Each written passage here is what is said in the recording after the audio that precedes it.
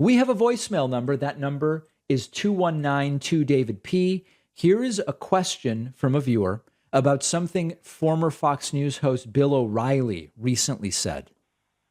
Hey, David, it's James again. I don't know if you heard, but Bill O'Reilly recently made this prediction that Joe Biden is going to announce that he will resign after the midterms. I think that at the most he'll announce that he won't run again, but he won't announce that he'll resign just less than 2 years into his term. My question to you is, do you think Bill O'Reilly actually believes that, or is he lying and sort of pandering to an audience? Because he figures like his audience would love to hear that Biden's going to resign. Or do you think that there's any truth to that?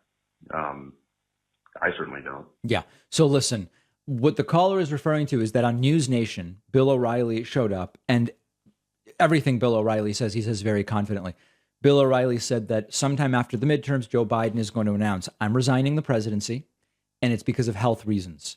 And Bill O'Reilly went on to say, Kamala Harris is not going to be a viable candidate for 2024, so it's going to leave Democrats in a difficult position in 2024. Listen, I don't have any reason right now to think that Joe Biden is going to resign. The thing about Bill O'Reilly is he'll tell you whatever, and he'll say it extraordinarily confidently. His confidence should not be used to evaluate the likelihood of the claim.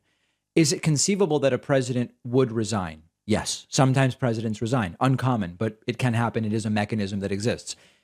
All else being equal, is it more likely that the older a president is, the more likely it is they might resign for health reasons? I think statistically that's probably true. I think it's more likely an 80-year-old president would resign for health reasons than a 70-year-old president, than a 60-year-old president, than a 54. You get the point. Do I have any reason to believe that this is part of Biden's plan? Not at all. And it's increasingly looking to me like Joe Biden does want to run for re-election in 2024. 6 months ago, I would not have said that, but it increasingly looks that way. And I do agree with the caller that if there's going to be sort of a wind down to Biden's presidency that will not include 4 more years, it will be Biden saying, I'm not running for re-election. Is a resignation possible? Of course it's possible. But I don't have any particular reason to think that's the plan. We've got a great bonus show for you today. We will talk more about Elon Musk. Elon Musk wasting no time after buying Twitter in instituting some changes. Not all of them particularly exciting.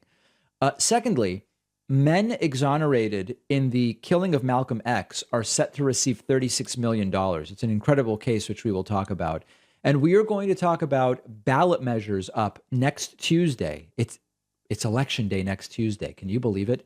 Measures that could change how Americans vote, how Americans gamble, and how Americans vote. How Americans smoke, rather. Many changes potentially coming on smoking, gambling, and voting to multiple states. We will talk about those ballot initiatives and much more on today's bonus show when I am joined by producer Pat.